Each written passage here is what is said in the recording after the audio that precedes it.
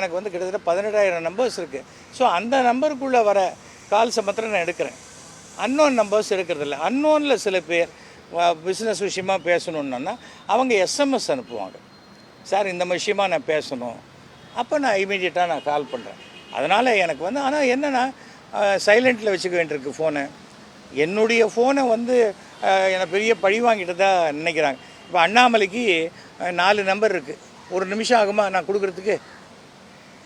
ஆனால் எத்தனை நம்பர் அண்ணாமலைக்கு இருந்தாலும் ஒரு நம்பர் கூட அவர் எடுக்க மாட்டார்.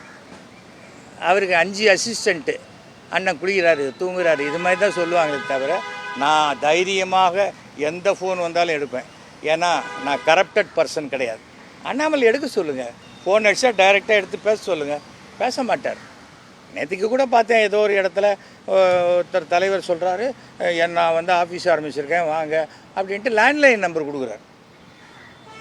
ஏன் செல்ஃபோனுக்கு எதுக்கு இருக்குது? நம்மளை தொடர்பு கொள்ள தானே. அப்படி என்ன அடையாளத்தெல்லாம் மறைச்சிக்கிட்டு நான் ஒளிஞ்சு இருப்பேன், எனக்கு நீங்கள் வேணும் உங்களுக்கு நான் வேண்டாமா அப்படின்னா என்ன? எனக்கு அது புரியலை. நடிகர்களாக இருக்கட்டும், ரசிகர்கள் வேணும், அது வேணும், ஆனால் நம்பர் கொடுக்க மாட்டேன். அவன் பிஏ, அவனுடைய பிஏ, அவனை பாரு அப்படின்னா எப்படி சரியாக வரும்? ஏன்னா ஃபோனில் மிரட்டுறதுனால என்னத்தை சாதிச்சிட முடியும்? ஒன்றுமே கிடையாது. ஆனால் சட்ட ரீதியாக இது தவறு. அடுத்தவருடைய ஒரு ஃபோன் நம்பரை அவங்க அனுமதி இல்லாமல் போடுறது மிகப்பெரிய தவறு. அதில் 2 பேர், ஒருத்தர் ஃபேஸ்புக்கில் போட்டிருக்காரு, இன்னொருத்தர் வந்து ட்விட்டரில் போட்டிருக்காரு. அவங்க 2 பேர் மேலேயும் அவங்களுடைய ஸ்க்ரீன்ஷாட்டோடு எடுத்து நான் வந்து கம்ப்ளைண்ட் கொடுத்துருக்கேன். கண்டிப்பாக இது யாருன்னு பார்த்து நடவடிக்கை எடுக்கிறேன். நான் டெப்யூட்டி கமிஷனர். அவங்க 2 பேரும் பாஜகவினர். ஒருத்தர் பாஜகவினர், இன்னொருத்தர் தெரியல சார், தெரியல. ஒருத்தர் போட்டிருக்காரு, பிரசாந்த் கிஷோர் மாதிரி 100 கோடி கொடுத்தா இவர் அரசியல் வியூகம் அமைச்சு கொடுப்பாராம். இந்த மாதிரி சொந்த காசில் சூன்யம் வச்சுக்க எந்த கட்சியாவது நினைச்சால் எஸ்வி சேகரை அனுபவம். என்னுடைய ஃபோன் நம்பர் போட்டு மண்டை காலி சென்னை. அதாவது அவ்வளோ நகைச்சுவையாக சொல்கிறாரு.